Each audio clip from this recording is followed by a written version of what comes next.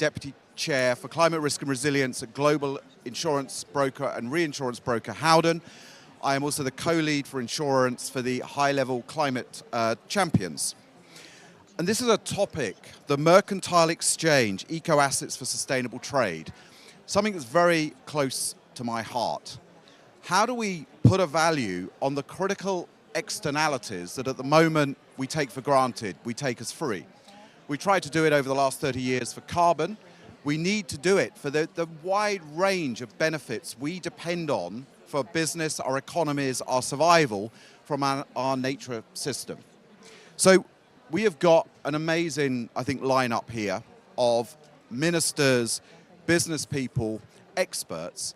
If I would like to ask our excellencies, our esteemed colleagues quickly to introduce themselves, and then we can get into the conversation, because I think this is a true public-private conversation. We cannot have this conversation, we cannot achieve our goals unless we get public and private sectors working together with the support of civil society, not against civil society. So maybe if we just go round, if we ask you just very quick fire introduction, and then we'll get into the substance of our conversation. D'abord, je tiens à remercier les organisateurs de cette rencontre parce que ça nous permet, nous, comme la RDC, en marge de ce sommet, combien important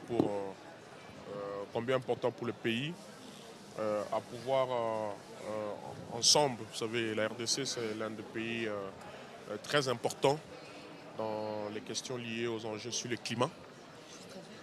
So I would just like to say thank you on behalf of the Congo, on the Democratic Republic of Congo. It is a very important topic close to our heart to talk about markets and in particular the carbon trade. Et moi, comme le ministre d'État en charge de l'aménagement du territoire, and myself in charge of the Ministry of Spatial Planning, me convier à ce genre d'échange, c'est très très important parce que ça permet à notre pays, en tout cas en ce qui concerne notre secteur, de participer activement à ces grands débats, à ces discussions autour des enjeux sur le climat. And for myself, Minister Guy Loendo, to be invited on panels like at COP29 at the Pavilion, to be able to talk about these aspects and what we are doing in the DRC is vital for the development of our economy. So thank you. Your Excellency, thank you very much. Jacob. Thank you, Anthony. Jacob Clayton, and I'm the CEO of Sagent. We're very close with the Globe legislators, and this year we are very proud to be the sponsors of the Parliamentary Pavilion. And Sagent does one thing, and it's really focused on building the market infrastructure, so the exchange, the custody platforms, and ingesting the data. And I think Anthony's quite familiar with taking that environmental data, converting it to a token.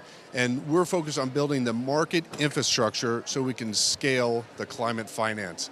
Part of that is providing the market infrastructure that's integrated on top of a compliance program of record. And our focus is working with global legislators, working with esteemed colleagues such as Minister in advising on how to establish compliance systems of record and build that architecture on top of that. Thank you. Grace? Thank you so much. And my name is Grace Smith, and I'm in charge of the environmental operations at Sagent, which looks at how we complete the compliance system of records with eco-assets and the whole clients on the ground. Once we have this system of record built for a country, how do the land owners benefit from this? And we can unpack that a little bit more today.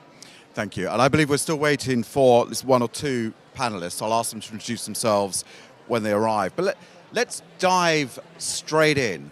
And actually, I want to deal with the trickiest, thorniest, the elephant in the room that we are seeing already with carbon markets.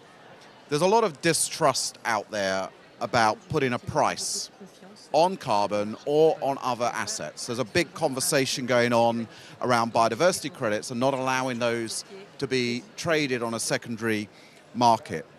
How do we build confidence? How do we build a system that brings civil society, ordinary people with us, and that they feel they benefit from that provides them with the protections, the life, the security they want, and is not felt to be, I think, by the broader climate and nature movement, an alternative to real action. Maybe, Minister, you touched on this in terms of, designing something that benefits your people. Maybe you could tell us a little bit about how you're tackling this in the Congo. Et comme vous le savez si bien, la RDC fait partie des pays africains qui hébergent le bassin du Congo. So as you know, the DRC is one of the countries within the Congo Basin. Il y a un concept très public, très médiatisé chez nous, qui est prôné par son Excellence, Monsieur le chef de l'État. On parle du Congo pays solution. So there's a very big topic that's often talked about, which is that the Congo is a country of solutions that the President often refers to. Malheureusement, ce qui se passe aujourd'hui, c'est que le crédit carbone, il est négocié en Occident à près de 200 euros par tonne. Unfortunately, one of the big issues for a country like ours is that the price of carbon is negotiated too often in Europe, sometimes at 200 euros a ton. Mais en Afrique, on est encore autour de 2-3 dollars la tonne. But in Africa, we tend to often see $2 or $3 a ton when it gets negotiated on the land. Et donc, les pays qui sont censés bénéficier de ces finances vertes n'en bénéficient pas comme il se doit. And so a lot of countries, especially in African countries, that are supposed to benefit the most from these credit sales often benefit of the sales the least. Aujourd'hui, il y a eu les échanges à haut niveau entre le chef d'État de l'Afrique avec le président de la Banque africaine de développement sur cette question de ce qu'on appelle le PIB vert pour les pays africains. Today there was some negotiations with the 15 countries in Africa, especially from the head of the African Union, talking about, with the African Development Bank, the price of carbon and what we can do about it. Nous parlons de quoi? Nous parlons de près de 39 milliards de tonnes de carbone que l'Afrique absorbe par rapport aux activités industrielles. Mais comparativement à cela, ce qui était censé revenir aux pays africains en termes de finances vertes est totalement insuffisant pour couvrir et accompagner le développement des initiatives de développement des pays africains. And the topic was how to boost the GDP in the African continent. And what was discussed was that although there seems to be a lot of green finance externally, to bring the finance onto the ground to assist the project developers to get access to then create the issuance of carbon credits is very tricky. Dans le cadre de notre pays, notre chef de l'État avait signé une lettre d'entente avec l'initiative de protection des forêts de l'Afrique centrale. C'était à Oslo. Voilà. So just one example that the president of the DRC had signed an MOU with Oslo about the selling of carbon credits, forest carbon credits. C'était sur 1 milliard, mais avec deux tranches de 500 millions et 500 millions pour soutenir un certain nombre de projets de développement en RDC, mais ces fonds n'ont jamais été débloqués.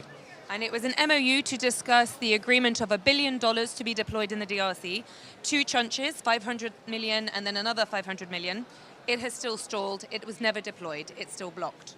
Donc pour nous, comme la RDC, les finances vertes restent encore une utopie. Ce n'est pas vraiment une vraie réalité que nous ressentons dans la vie quotidienne de nos populations. Et ça, c'est un cheval de bataille de notre chef de l'État, Félix-Antoine Tshisekedi Tshilombo.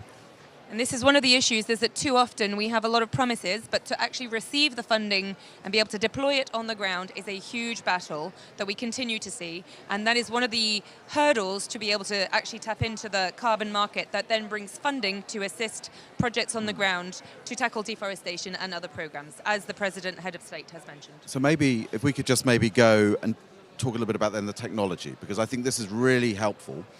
And what it screams to me is the need for transparency. Now, Carbon Market 1.0, which is a lot of my experience, was all about commoditization, following the inevitable logic of neoliberalism, commoditize efficiency. But here, is that really consistent with what we're trying to achieve?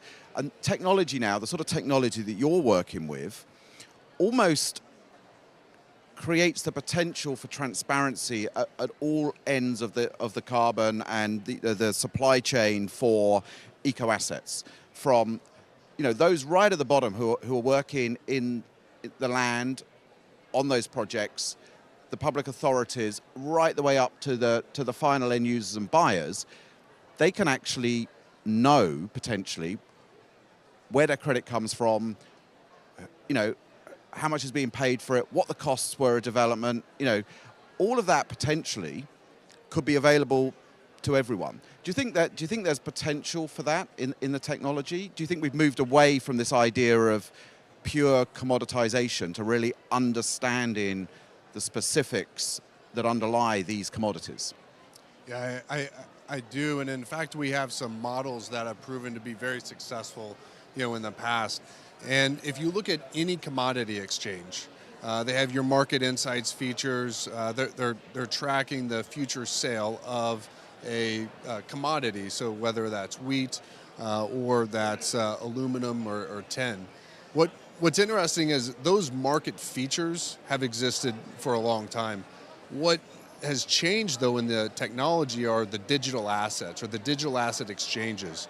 And what governs a digital asset is a data contract, and it can represent any real-world asset, whether it's an environmental benefit or a real-world asset like a commodity. And I think this is interesting because this is where policy and technology are colliding, and it's a unique opportunity in the market. What we know right now is the European Union is launching CBAM, or the Carbon Border Adjustment Mechanism. And what that serves is as really a catalyst for other nations to do very similar schemes. So really quick, CBAM essentially imposes a tariff. So any exports into the EU, ton of aluminum, for instance, you're going to see by 2030 about a 55% tariff on aluminum. Now it changes for cement because it's tied to actually the CO2e output per ton of commodity. So what that does is cause a decision point for a nation that's importing or exporting to the EU. They can either pay that price, and that's a fair price on the EU trading system, or they can implement their own cap and trade programs. If countries across Africa do implement a cap and trade program, what that does is instead of paying that to the EU, that tariff, you actually pay that to yourself. Keep that within the country. So recycle that same environmental benefit capital to projects in your own country to fund your own cap and trade programs.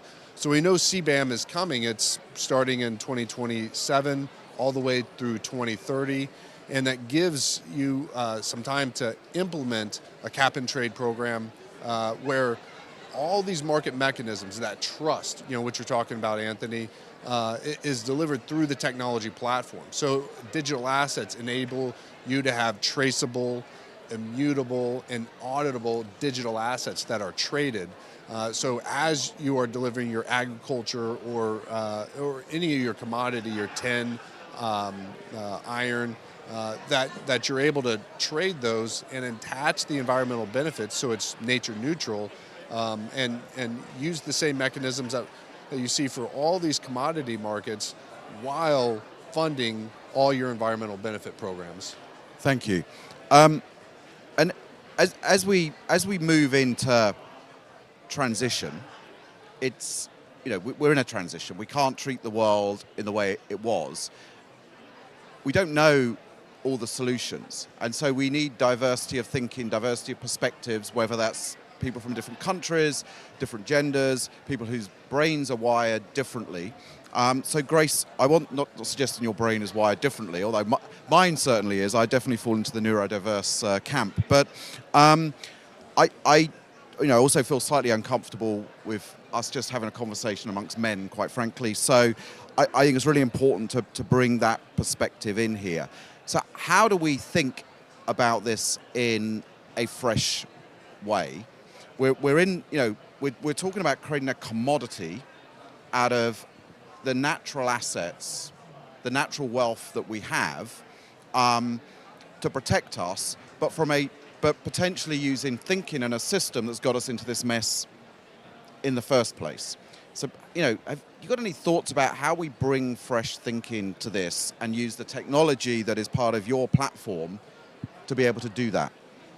Yes, thank you. I think one of the solutions that I've come across recently that we are representing as well is the BMV standard, which is a tradable asset now. But it started 10, 15 years ago, 2 women in Brazil talking about how biodiversity could actually become a commodity that could be traded on the B3. The idea is to think beyond just your usual ecosystems that tick along, nutrients in the ground, birds that are singing. What about what happens when you don't hear them anymore? What happens to communities on the ground that are supposed to be the landowners and the custodians, but they don't have finance? How can we bring that finance to them?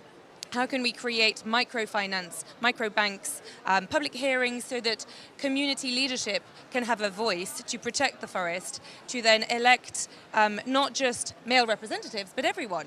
And actually, we're seeing that already on the ground. In the DRC, recently I visited Equatoria Era in Basankusu, which is the film that was playing before, which is an incredible program ran by men and women.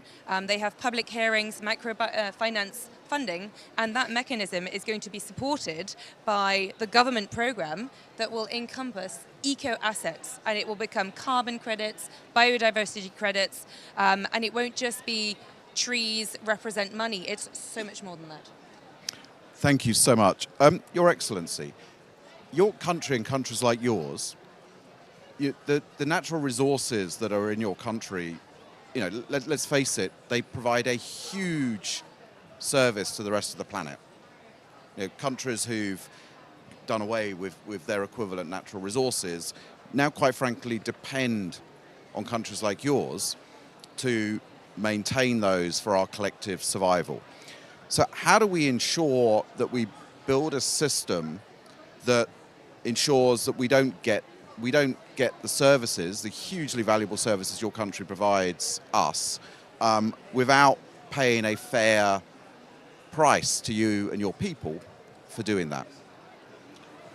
Il faut dire que j'ai dans mes attributions l'évaluation des ressources naturelles du sol et du sous-sol de mon pays. C'est parmi les choses qui sont dans mes attributions. So one of my main mandates of Minister of Spatial Planning is to assess the feasibility, the natural wealth of all ecosystems above and below ground. Et dès que cette évaluation est faite, il faut les valoriser, ces ressources-là. C'est comme cela qu'il y a cette grande réflexion pour voir comment, comme il a si bien dit, ce pays qui est au cœur de beaucoup d'enjeux mondiaux sur le climat, ce pays à la taille d'un continent, comment effectivement la RDC peut capter toutes ces finances vertes pour financer son économie. Et vous avez été au Congo profond, vous avez été à Basankusu, vous avez vu le besoin de ces populations locales. Ils ont vraiment besoin que des projets qu'ils ont, des projets sur le plan communautaire, puissent avoir des financements conséquents. So another thing to state is our country is the size of a continent. It's hugely decentralized. One of the key points was to go in under his mandate and understand the value, the natural capital, the natural wealth, and then understand the physical value of it, monetarily, the financial value, and then bring it to the international market, and then try and go back into how can we harness that green finance and bring it back to the communities on the ground. I myself, with my team at Sagent, went into the deep equatorial province and saw the huge impact socioeconomically that this could have to change their lives. Et alors pour prendre part activement à ce marché mondial, mon ministère, conformément au programme du gouvernement, nous avons finalisé 2 livrables très importants, à savoir les titres sur le capital forestier et les titres sur le potentiel agricole. C'est 2 livrables extrêmement importants dans ces enjeux sur le climat. And 2 very important chapters that we have just led under the Ministry of Spatial Planning to tackle the international market are the forestry value, the value of forests, and the value of arable land, agriculture. Et il y a un autre instrument extrêmement important qu'il n'y avait pas, c'était le cadre légal.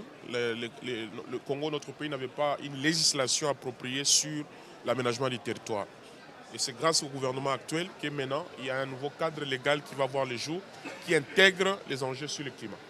And there was not, up till now, under the Ministry of Spatial Planning, any legal financial instrument under this ministry that could capture that and understand the value and then monetize it. Now there is a new law that is being passed and being released that will allow the Ministry of Spatial Planning to understand the value of the land and bring it internationally. Et donc tous ces outils vont permettre à la RDC de jouir pleinement de ces richesses, de jouir pleinement de toutes ces opportunités que les enjeux mondiaux sur le climat lui offrent, notamment en matière de finances vertes. Donc il y a une prise de conscience sur le plan politique général, et ça c'est depuis l'avènement du chef de l'État Félix-Antoine Tshisekedi Tshilombo à la tête de notre pays. And this is because under the current presidency of President Felix, there now has these new financial instruments and this new market mechanism in the DRC, which will allow for the natural wealth to be understood and made the most of in the country as well, and redistributed to the population. Et maintenant, on est en train de s'engager comme sur le plan local. Tous les outils, tous les instruments sont disponibles. C'est d'aller maintenant vers les autres acteurs, d'autres spécialistes, d'autres solutions innovantes en matière de technologie, dans des plateformes que nous allons installer dans le pays pour faire bénéficier vraiment le pays de toutes ces finances vertes qu'il faut ramener pour financer l'économie nationale, parce qu'il y a vraiment ce besoin de financer l'économie nationale par les finances vertes. And now that that landscape is ready, our key role now is to go and find the right partners, in particular the right tech platforms, fintechs, that can come and create a compliant system of record so that these eco-assets can actually be traceable and that we can bring that funding back to the local community landowners and make the socio-economic uplift. And also, if I can mention something, right now I can say that we have a small market in carbon. It's not more developed, it's only huge one. So what we need to put in place in the next few days, according to the government program, to have a big market, so that's why we need to use the technology, the new one, to use the people we have, all the infrastructure we need to push, because we know that people are trading with the carbon credit for DRC, but they never been there, they never investing really in some projects in the country. That's why we are in charge of the regional planning, and we're gonna push. We finish all the things we have to put in place locally. Now we're going to push internationally to help the country, because we need to finance our budget by the carbon credit fund, yes. Wonderful. Well, actually, picking up on that, and let's go back to the title. And we touched a little bit on this, Jacob, when you talked about CBAM. At this point, I think about linking markets within countries, internationally, the Article 6 conversation that's going on here that seems to go on every year, and every year we hope we're going to get resolution, which, for those watching, means essentially a system for how we recognize joined up action through a sort of representation of that in carbon credits. And the fact that, if we just take carbon, but this is broader in terms of eco assets, but one of the increasingly some of the increasingly scarce resources on this planet is the capacity of our atmosphere to absorb greenhouse gases. So how do we build a system at scale then, so bigger markets, which also doesn't lose, I think, those local benefits and benefits for people? The technology, your ability to build technology that links those markets is going to be a key part of that. So how do we do that in a way where we don't lose those local benefits and advantages that we've been discussing in this panel? Anthony, I think that's a key question in developing the right strategy and how you would unroll such a large program. Now, we have programs like the NASDAQ, or it's a securities exchange. It's $26 trillion. It grew over time, and now it's based on some industry standard technologies, but it's for the United States, right? For companies listed in the United States. So what we need really is a new architecture for an exchange, and I think it needs to be driven by the strategy. The DRC is the most resource-rich country in the world. You're talking over $26 trillion worth of assets that can be mined. And you're also, if you connect the green belt, as we would call it, Brazil, DRC, Indonesia, that is where most of the world's biodiversity is at. So I think if we're looking at a market for the global south, it would be an exchange that works across Brazil, DRC, Indonesia, that you can see the capital from the global north. There's plenty of capital, but it's about unlocking that capital in a scalable way for programs to protect and keep these rainforests, vital. And I think the way to do that might be an integrated cap and trade program. And Minister, I know there's been many discussions about the trilateral accords between Brazil, DRC, Indonesia, which I believe would be a catalyst if that became the supply for the world and it was all on the same system. Then I think you're talking about unlocking the trillions of dollars of capital that does want to get and protect these rainforests.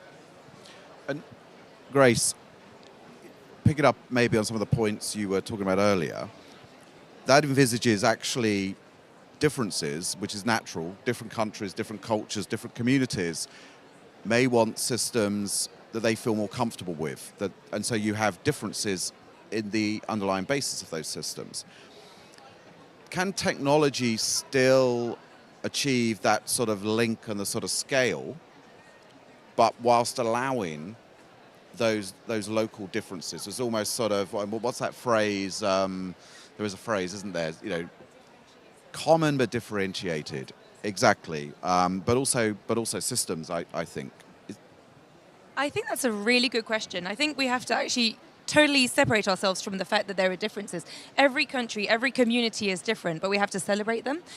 When we were looking at forestry conservation locally, what I've been brought up to see as forestry conservation in the UK is entirely different to what's happening on the ground in Basankusu, for example. In Basankusu, what they would be able to do as forestry protection and then create additionality is trading larvae from caterpillars. It's a whole other system, and they trade those goods against other goods. It's not even monetary. It's not even a monetary value for them. But having access to funding is crucial to get the agronomists on the ground to come and do the training. I think it's a blended model. Having international Web3 tech blockchain tokenized structures coming in at a certain level, perhaps in the larger cities, which will be able to connect countries from the global south to the international markets, all while doing job creation and scaling up and training a whole new way of thinking for certain communities on the ground, but also integrating communities on the ground with how they think and how they work as well. So you need both. And that's really helpful, because one of the phrases I think I was grasping for sort of popped into my mind then as you were talking. And I think it's very relevant to this pavilion we're in, and globe, where all politics ultimately is local. And let me tell you from my own war wounds in terms of trying to build carbon markets around the world, the politics of getting carbon markets up and on their feet is a damn sight harder than I would have ever thought. But perhaps if we can find a way within which local communities can be part of building those in a way they feel comfortable with, that's going to be a lot easier for politicians, parliamentarians, to take those and pass them, but in a way the way we still achieve the sort of scale by joining them up. So maybe, Your Excellency, if you could say a little bit then about, I think the politics of this that you're facing and that you have to sort of navigate as you build this system. So the sort of political challenges that are going to be there for you, but and the sort of solutions that you see to sort of take this forward. The government of DRC, according to the vision of the president, so we are building, because we know that to be eligible to the credit carbon, there are some efforts has to be done, like a government, especially to fight the corruption, the democracy, to put in place the rules, make people comfortable. All the people investing in the green finance, they have to make sure that if they put $1, the $1 is going to go to the population. As Grace said that she was and at Basankusu. So if there is something to build an hospital, let the money go to the ground and to build that hospital. So we need that effort, and the government, according to the vision of our president, Felix Antoine Tshisekedi Tshilombo, we are doing a lot of effort, politically to put in place the rules, to make transparency, because, the most important thing is just not to raise money, no. The money has to go to the ground to help really the local population, because this is the one we are asking them to do a lot of effort, So in DRC government, since the president Felix Antoine Tshisekedi is in charge of the country, I can tell you that there is a lot of things he's done, especially to put in place the rules, and I think that the future will be more better. And we know that if we want to have access to all the green finance, there are a political effort has to be done from the government, from all the political institutions in the country, and we are working together, because it's not just the game for one person, for one institution, not only for the government. We need also the effort from the parliament, because we need some laws regarding of that. We need the control as well. That's why we have. I'm talking about how to fight the corruption. There is in place. There is an institution called EGF. Is doing a good job about to fight the corruption, to make sure that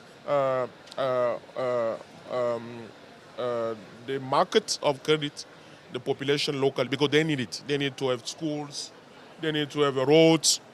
It's not like now, because, where the area we call Equateur is there. We are talking about for the challenge about the climate world. Basankusu is there.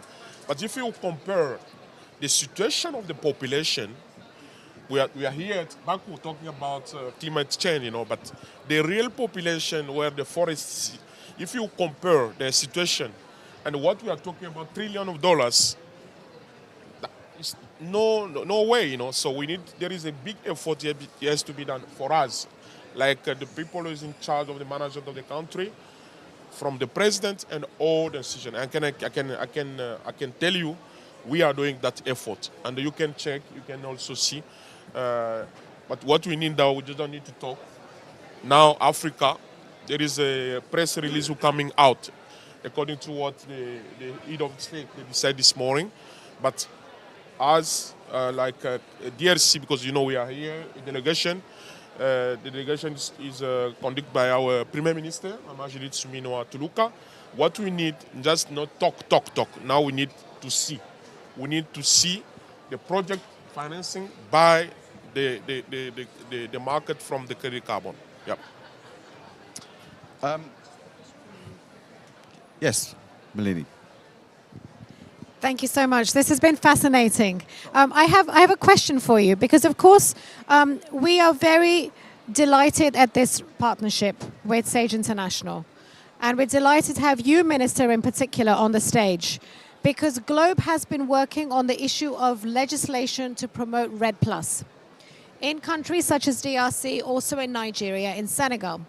So we carried out this piece of research with legislators in the DRC to address specifically the issues that you're talking about, which is to ensure that along with the institutional readiness, there is legislative readiness.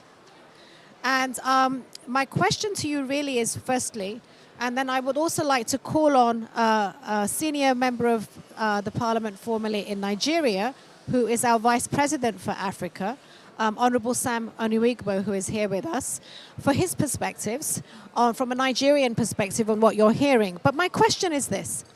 So we are here now in COP29. COP26, just a few years ago, there was a very large pavilion. I went there, the DRC pavilion. And there was a similar ambition which was expressed about come and help us. Come and help us so that we can create a positive, trustworthy exchange system on these issues. So the question is this: what advances have been made since that conversation? And what are the challenges that remain still? Because this is supposed to be not just a finance COP, but as we saw from the very first day, the rule-setting COP. We now have the rules agenda for Article 6.4, which has been agreed. So that was my question to you, and I would also urge our Vice President to bring a parliamentary perspective. Oui, merci pour la question. Thank you so much for the question. On comprend très bien qu'il y a cette ambition qui a été exprimée depuis y compris en COP26. We fully understand that since COP26 we did express this ambition. Et les États africains, principalement la RDC, revient encore avec les mêmes préoccupations sur le financement. Comment capter le financement dans le cadre des efforts sur la biodiversité, sur le climat. And time and again, African nations are coming back once again with the same speech, saying we need finance, we need assistance to protect our biodiversity and our ecology ecosystems. Mais on est très conscient que pour capter ces finances vertes, il y a des efforts internes qui doivent être faits pour être éligible à ce type de financement. But we're very conscious that in order to capture this green finance, a lot of work internally needs to be done to create the legislation and to receive that. Et il y a des infrastructures qu'il faut mettre en place pour accéder à ce type de financement. And there are legislative bodies and infrastructures at parliamentary level that need to be created for such. Que ce soit sur le plan légal, que ce soit sur le plan institutionnel, que ce soit sur le plan technologique. Be it legal, institutional, technical, that all needs, the groundwork needs to be done. C'est pour cela que la RDC, dans le cadre de l'aménagement du territoire, nous sommes s'est lancé dans un vaste programme de réformes sur le plan intérieur. And that is why under the Ministry of Spatial Planning, we have really pushed forth for a huge shift, a huge series of reforms to restructure it. Et ces réformes ont permis, comme j'ai dit, à produire un certain nombre d'outils qu'ils n'avaient pas avant, dont la politique nationale sur l'aménagement du territoire qui existe, qui est un outil d'orientation par rapport à la gestion de l'aménagement du territoire dans notre pays. So we've created a few tools. The first tool is the new set of tools under the Ministry of Spatial Planning that were never there before on understanding the feasibility studies and then the value of natural resources above and below and in the forest and arable agricultural lands. Un deuxième instrument très important, c'est la loi sur l'aménagement du territoire qui n'existait pas avant, à part le décret de 1957. Et là, il y a un cadre légal qui se met en place, qui n'existait pas, And, qui existe maintenant. and other than a legal framework that was put in place under a decree in 1957, there is now a new whole Ministry of Spatial Planning legislative body and legislative structure that has been put in place. Et tous ces outils dont je viens de citer ont été mis en place dans un processus participatif. La population a été complètement impliquée dans la production de ces outils-là. And the creation of these new tools under the Ministry of Spatial Planning was 100% involving local community, local population, getting their voice, getting them part of structuring the new legislative framework. Parce que la durabilité suppose la participation des personnes concernées dans la population locale. Because the word sustainability, for even a sustainable framework, implies community engagement. Et nous avons une composante qu'on appelle la société civile qui a vraiment pris part activement dans l'élaboration de tous ces outils-là. La société civile. And so we have used civil society to really encompass public hearing and voices from the local community to create these new market mechanisms and structures. Et comme j'ai dit également, il y avait des études préalables qu'on n'en avait pas avant. C'était l'étude sur le capital forestier et l'étude sur le potentiel agricole qui ont été initiées par le ministère de l'Aménagement du Territoire et qui sont aujourd'hui qui ont été délivrés aujourd'hui. And until now, there has never been a nationwide, at all of the different state levels and provincial levels in the DRC, any feasibility studies done on the arable agricultural land, nor even the natural wealth from forests. But this has now been conducted. Maintenant, il y a une donne très importante, c'est que la RDC, comme vous le savez, est accusée non seulement avec la situation de la guerre de l'Est, où il n'y a pas une traçabilité sur la provenance de tout ce qu'il y a comme ressources dans le pays. Ça, le gouvernement est en train de mettre en place un mécanisme pour rendre traçable la provenance de toutes les ressources dans notre pays.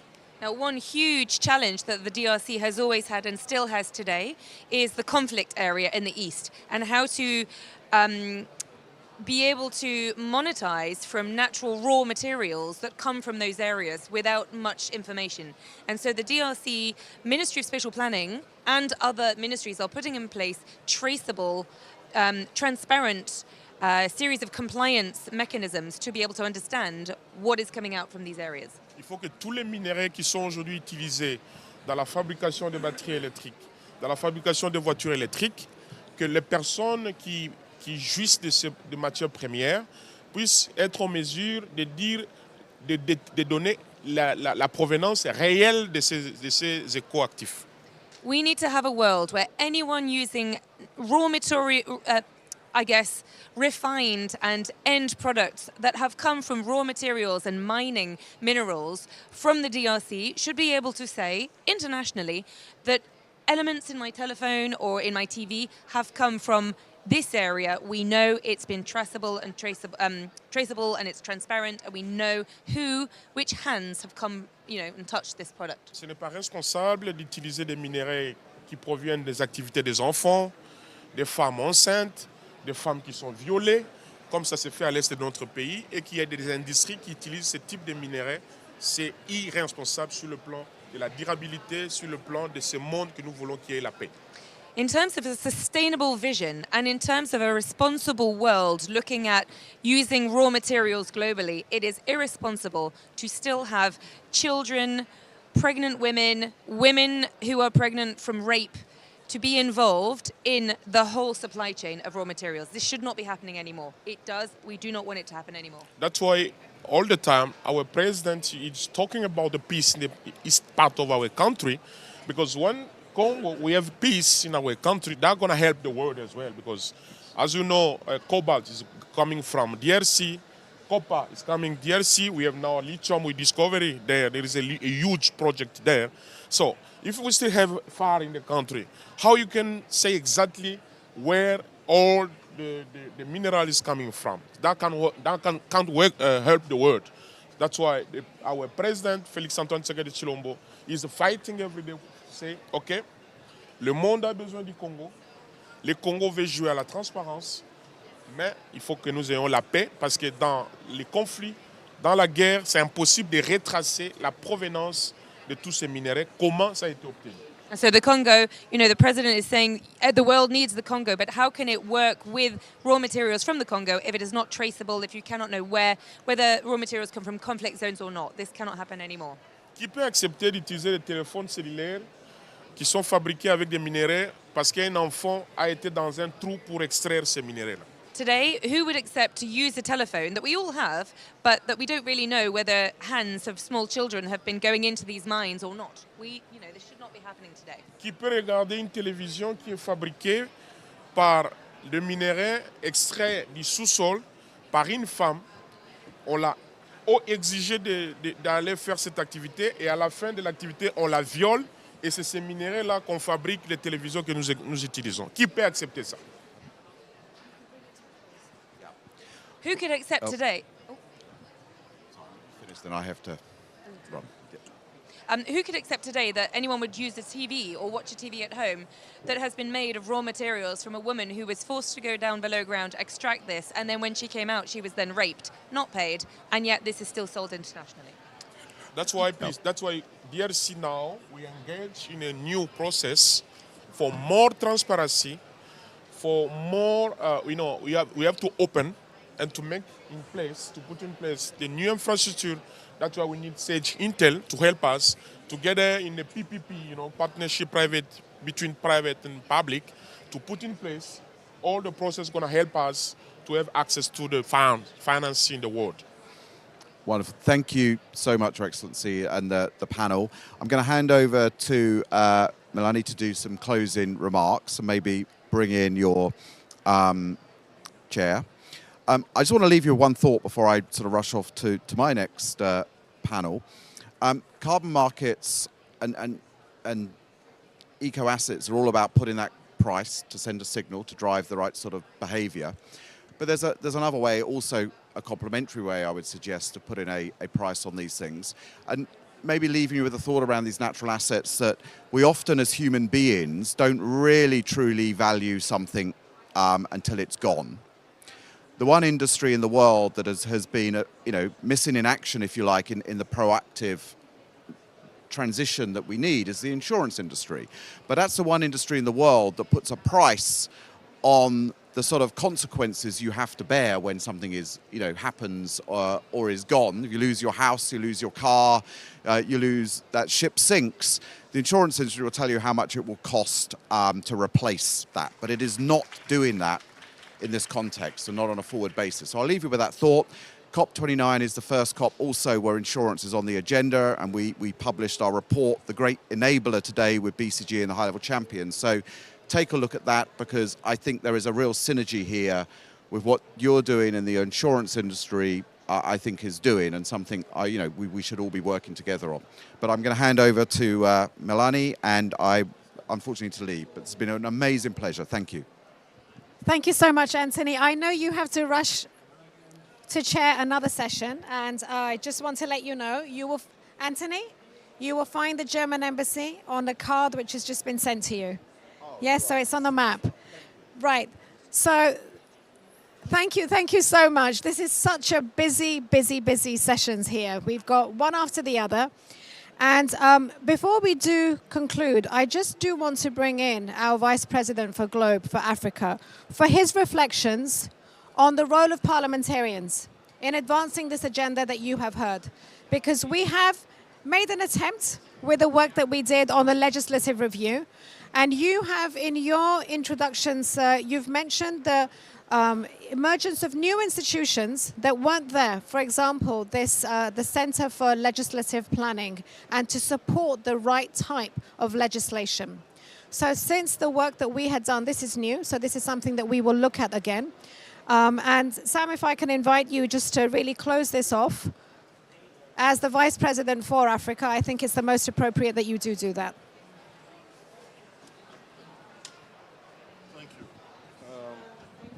Thank you very much, Honorable Minister, Your Excellency. I recognize you. I also recognize distinguished Senator of the Federal Republic of Nigeria, Senator Siriaki Dixon, and also the Honorable Member. He's the Chairman, Senate Committee on Climate Change and Ecology, and also Honorable Kama, who is the Chairman of House Committee on Climate Change and Security. My colleagues from the governing board of our Right Honorable Sav, and the Prince, that by the grace of God become the Emir of Kano, Laji Abbas. Every other person here, of course, Melanie, you are the one in charge. I greet you. Good afternoon. We are really honored to see you to be part of this. As a matter of fact, our colleagues who presented earlier, we were supposed to meet them, but we were at the Africa Pavilion, for, our big men came there to speak. We want to thank you because you have provided a lot of insights, which we are going to match with what we have done in Nigeria. And of course, by extension, what we did in DRC and what we did in Senegal, which is to focus on those areas, that people are contributing, suffering, but they are not getting commensurate reward. And for us, we have also gone ahead to have a legislation on climate change. And then this area of nature-based solutions, which we talked about, we have done that to be able to allow people to know what they're doing. In fact, in our law, which by the grace of God I sponsored in Parliament, we also recognize the issue of natural capital, which is exactly what we are discussing. We put it there in the law, and the essence is to work with the Bureau, the National Bureau of Statistics, to make sure that values are assigned. And when such values are assigned, then individuals recognize what they have, and that way work to protect it. So what you have done in DRC is worth recognizing. And I want to thank you, Melanie, and thank Globe for this partnership. Of course, Sergeant, for being able to work together and create and provide needed insights for a lot of people. It was a wonderful afternoon, and I want to thank everyone for the time you have had to participate in this. Again, Your Excellency, we thank you for your time. God bless.